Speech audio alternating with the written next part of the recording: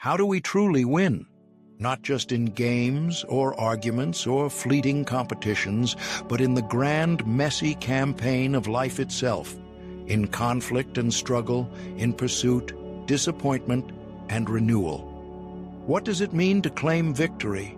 And what is the nature of this elusive summit we call winning? You might at first glance point to outcomes: wealth accumulated, arguments bested, races won.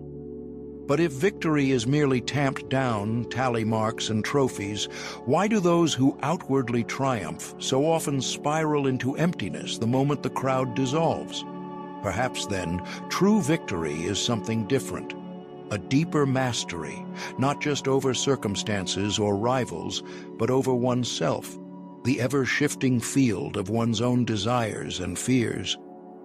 Let's begin with a few hard-won aphorisms, fragments of wisdom forged across centuries of battlefields and boardrooms, personal heartbreak and public spectacle. Appearances deceive. Recall the classic adage, appear weak when you are strong, and strong when you are weak. It's a warning against taking anything at face value, a medicinal dose of skepticism for the eyes and ears. Ask yourself, when was the last time you assumed someone's confidence was real, or their fumbling indicated incapacity, only to discover, too late, that you had been led astray by a mask? In life, as in war, perception is not just part of the contest, it is the contest. The most decisive victories are sometimes won before a word is spoken or a move declared, in the subtle exchange of signals and the secret calculations behind another's steady gaze. And what of understanding? Think of the dictum, know yourself, know your adversary, 100 battles, 100 victories. It resounds for a reason, perhaps because most of us, most of the time, do not truly know either. We stumble into challenges, blinded by our own habits and proud of our shallow intuitions, only to misjudge others and, worse, misjudge ourselves. There is no shortcut here. If you enter any struggle, whether a heartfelt conversation with a loved one, a career decision, or a lifelong inner conflict, without first pausing to examine your own motives and needs, you win nothing from the outcome except the fleeting thrill of survival. The real stakes are hidden beneath the surface in the layers of assumption and self-deception we carry, often unknowingly. Herein lies the paradox at the heart of strategy, the dance between strength and weakness, action and inaction, attacking and biding your time. Consider, for example, the art of anticipation over simple reaction. The athlete does not win by lunging after every stray ball, but by reading the game, cultivating patience, and striking only when the highest opportunity emerges. The chess player knows that restraint is as fearsome a weapon as aggression. A move withheld can force an unsuspecting opponent into error.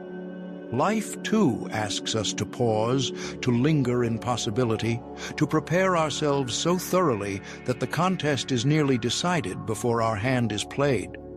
How many frustrations arise from our own impatience, from reacting blindly, trying to force a solution rather than shaping the ground upon which events unfold?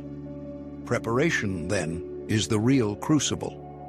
Before conflict erupts, the wise person is already working, in thought, in training, in careful gathering of information and energy. When people tell you luck determines everything, recall that fortune, more often than not, visits those who have quietly built their shelter before the storm. But preparation is not rigidity. Life does not honor meticulous plans that cannot bend. Victory favors the flexible, the one who, in the middle of chaos, can pivot, adapt, and see the opening others miss. Picture yourself in the middle of a heated negotiation or a sudden career upheaval. Those who win are rarely the loudest or the most rigid. They are the ones who keep a supple mind, notice the mood shifting, and seize the moment to turn adversity into advantage. Above all, self-knowledge sits at the root of every enduring triumph. The ancient maxim endures: if you do not know yourself, every opponent becomes a shadow, every challenge a mystery to be feared. So many undertake struggles they do not understand, fighting for goals that were never truly theirs, driven by insecurities they refuse to name. To win in any real sense is not to impose yourself upon the world, but first to comprehend what truly matters to you, what you fear and desire, and where your own blind spots lie. Have you ever won an argument only to feel diminished because you fought not for the truth, but for your own fragile ego? Have you ever emerged victorious in a venture only to realize the prize was hollow, the cost too high? Victory without self-knowledge is always Pyrrhic, cloaked in regret. Of course, these principles are not confined to ancient armies or high-stakes negotiations. They apply to the everyday, the quiet struggles in our families, the fluid dynamics of friendships, the personal challenges that define our growth. Preparation, flexibility, the discernment to tell appearance from reality, and the courage to know oneself. These are not just strategies for winning. They are practices for living wisely and well, for entering conflict without losing yourself, and for seizing the deeper victory of becoming who you truly are. So, as we begin this reflection, ask yourself, when you next find yourself on the precipice of struggle, what does it mean to win? And what would it cost you if the price were your own inner peace or authenticity? The answers, perhaps, are never once and for all. They are wrestled with daily, shaped by choices and by the quiet labor of self-honesty. Ultimately, it is there, in that wrestling, that we find not just victory, but meaning. It's a curious thing, the nature of strategy. How often we find ourselves believing that victory belongs solely to the strong or the loud, or to those who charge headfirst into conflict without a second thought. But if you're still with me, perhaps you sense, as I do, the deeper currents beneath the surface of every contest, be it in the marketplace, in the conference room, on the playing field, or in the quiet battles within our own hearts. The world, after all, doesn't reward only those who make the most noise. Rather, it often belongs to those who move in darkness, whose intentions are veiled, whose plans are, as Sun Tzu famously said, dark and impenetrable as night. Have you ever wondered why some people seem to arrive at the right place at precisely the right time, while others, maybe even ourselves on occasion, lay their hopes out in the open, only to watch them unravel under the scrutiny of others?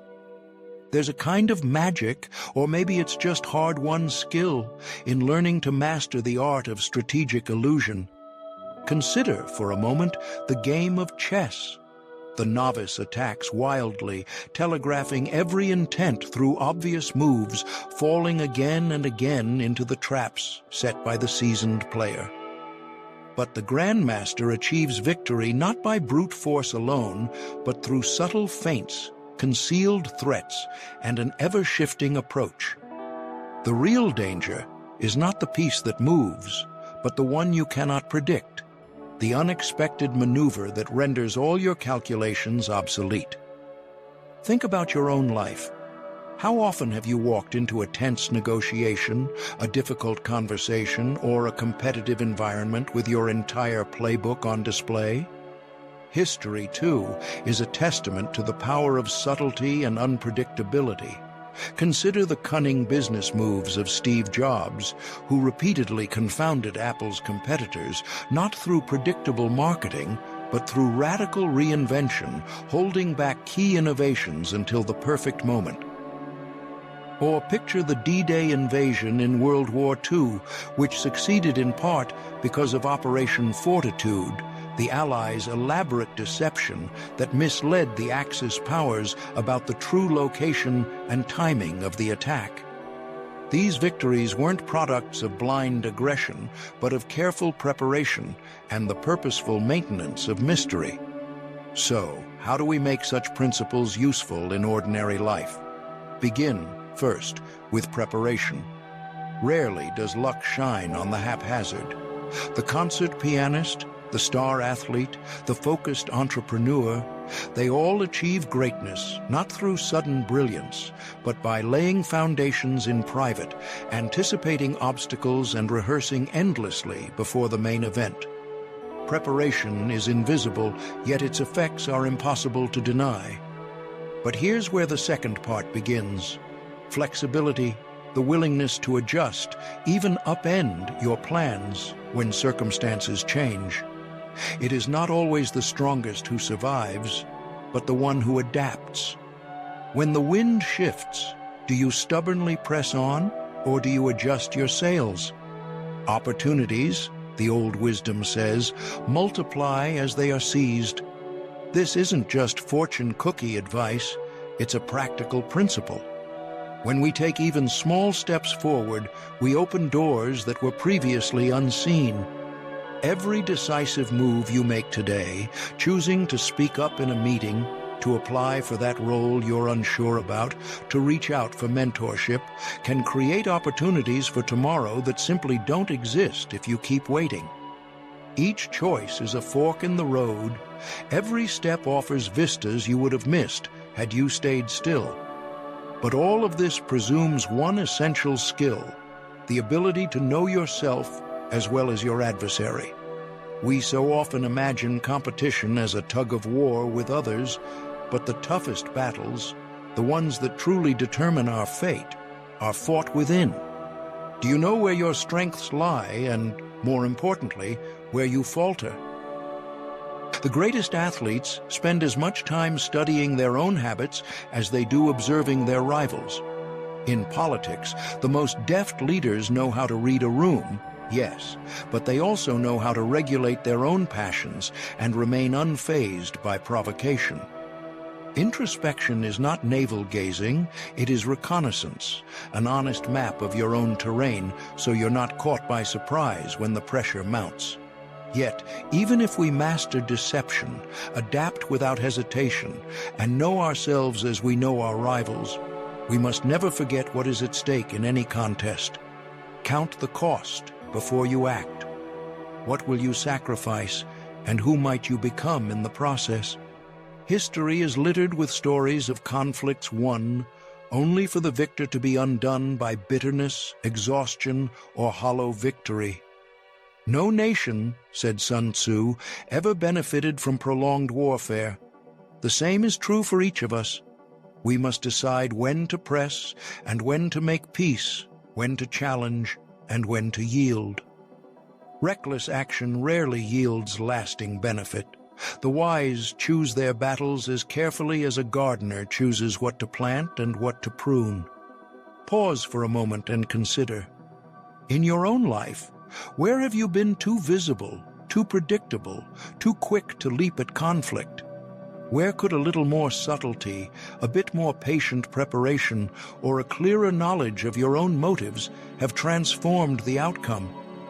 When strategy becomes less about defeating others and more about mastering ourselves and our responses to the unpredictable, we become not only more effective, but also more at peace with the results of our actions. Is that not a victory worth striving for? If we look closely at the art of winning, not only in battle but in life's endless negotiations, disagreements, and the ever-slippery game of relationships, we're often taught that power is about overcoming, conquering, asserting our intent until resistance crumbles. But what if the truest victory is almost invisible? What if we could instead guide events so gently that our opponent yields as if by their own free will, their dignity intact? Perhaps you've heard the phrase, build your opponent a golden bridge.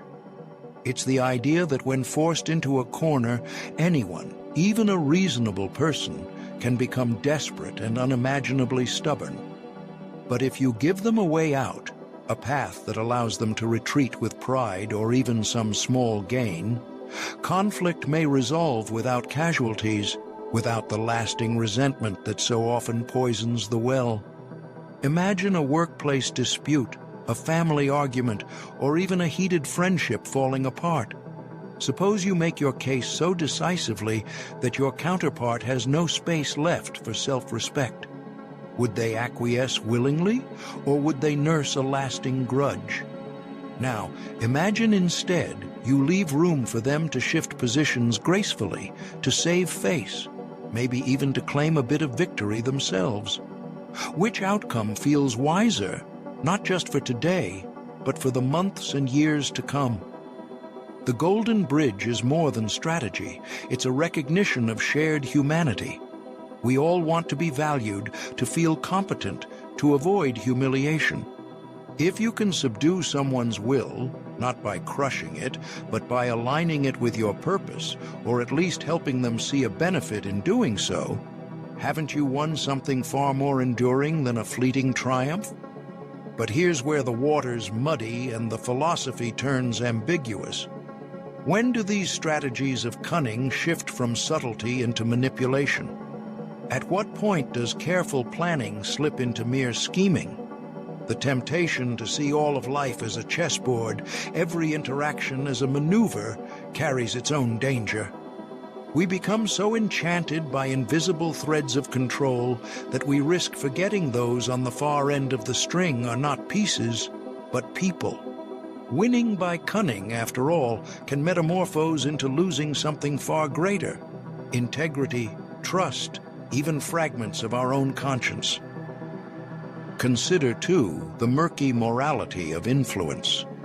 Charles, for example, a manager who, always the tactician, gently nudges his team toward his preferred outcome, framing all arguments so adroitly that genuine debate is barely permitted to surface. His team gets results, yes, but at what cost? At home, Marissa seldom voices her doubts, learning instead to praise her partner into submission, carefully steering conversations for harmony's sake. Harmony, perhaps, but also a kind of quiet erasure. Where, we might ask, is the room for honest dissent, for truth, for growth? We can't ignore that even Sun Tzu, perhaps the master of strategic wisdom, urges a kind of love for those we lead. Regard your soldiers as your children, and they will follow you into the deepest valleys. Treat your men as beloved sons, and they will stand by you unto death. Power, then, is not only a matter of calculation, but of compassion. The general who truly cares for his soldiers, who sees their well-being as inseparable from his own victory, is far more likely to command loyalty than the tyrant whose only currency is fear. This lesson echoes far beyond ancient battlefields. A parent, a teacher, a friend, a supervisor, each is called in their own way to recognize the hearts beneath the surface, to build not just golden bridges for escape, but bridges of trust, resilience, and respect. But does compassion always serve our interests? Is there not a paradox here? If we regard every adversary as a potential friend, every betrayal as a misunderstanding, do we risk naivete, even self-betrayal? And yet, the alternative, ruthless calculation, may leave us victorious in the world's eyes and desolate in our own.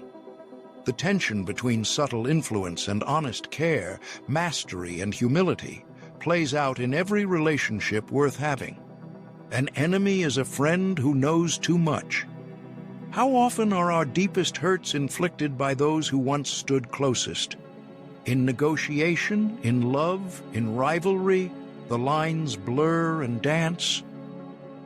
We navigate ever-shifting terrain, uncertain loyalties, ambitions dressed as ideals. How, then, to steer this ship? Perhaps it is practical wisdom, the old-fashioned virtue Aristotle called phronesis, that guides us best.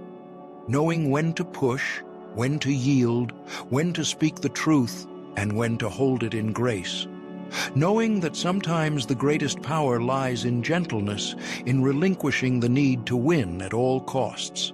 That alliances are not forged by force alone, but by shared purpose, mutual benefit, and, at times, the humility to let others cross a golden bridge of our own making, their heads held high. Where does this leave us? Are we the generals, the pawns, the bridge builders, or the ones forever searching for a way across? The answer, of course, is never certain. Today's enemy may become tomorrow's friend, and today's victors may taste the bitterness of tomorrow's loss. What matters is not only the outcome, but the person we become as we seek it. The alliances we honor, the wounds we forgive, the bridges we are willing to build, even when we ache for the simplicity of conquest. In the end, the truest strategy is never just about winning, but about how deeply we can remain human in our struggle and how wide a bridge we can lay, if not to our adversary, then to the very best within ourselves. And so, as our journey draws to a close, we find ourselves standing at the threshold of a paradox. The greatest victories, it seems, rarely announce themselves with the trumpet blast of battle won or enemy vanquished. Instead, they emerge quietly, almost invisibly, shaped in the subtle currents of thought, the patient unfolding of understanding, the art of shaping events before conflict ever glimmers on the horizon.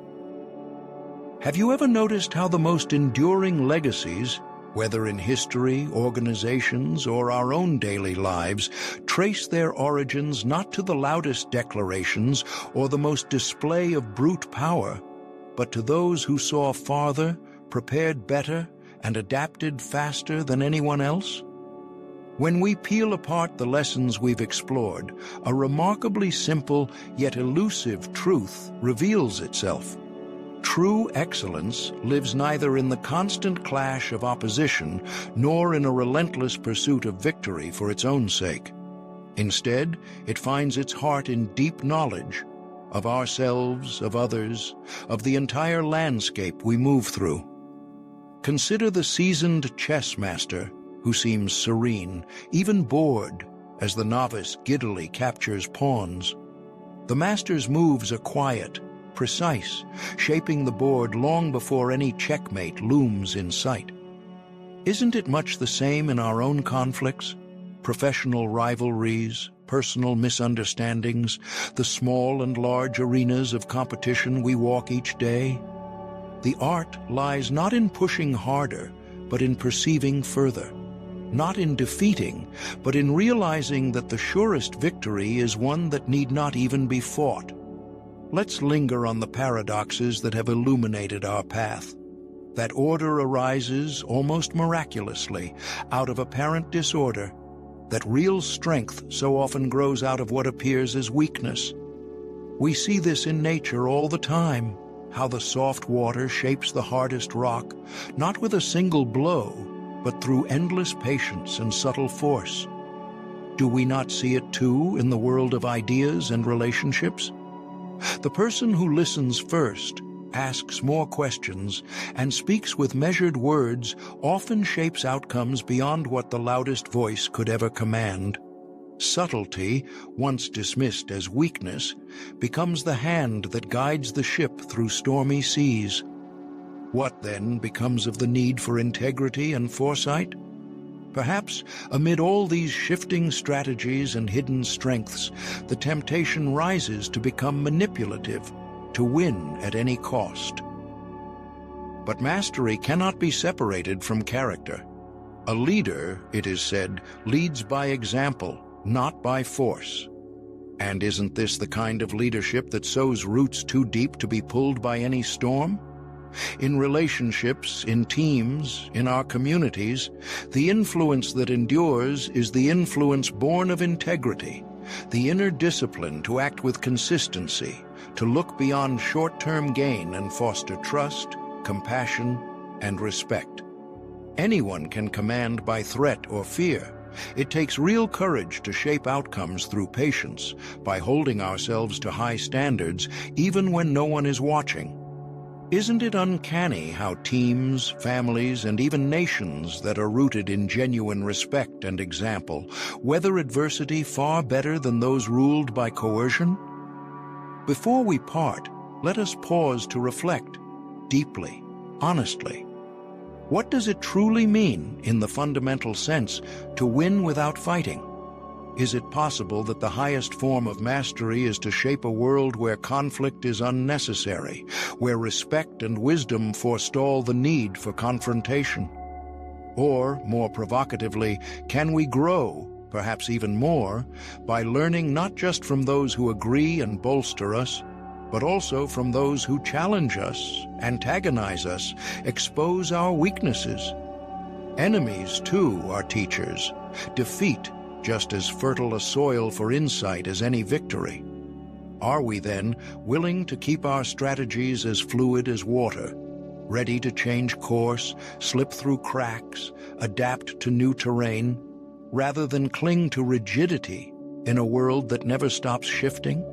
As you step forward into the unfolding story of your own life, I invite you to carry these questions with you.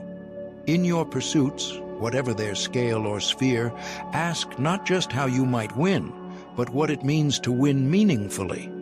Cultivate the awareness to shape outcomes through vision, not violence, through adaptability, not aggression.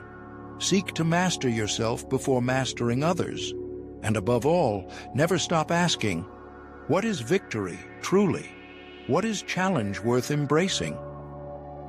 What can mastery look like when it is guided by both wisdom and compassion? In living these questions, you may find, in time, that the truest victories are the ones that quietly reshape you and echo long after the world's applause has faded away.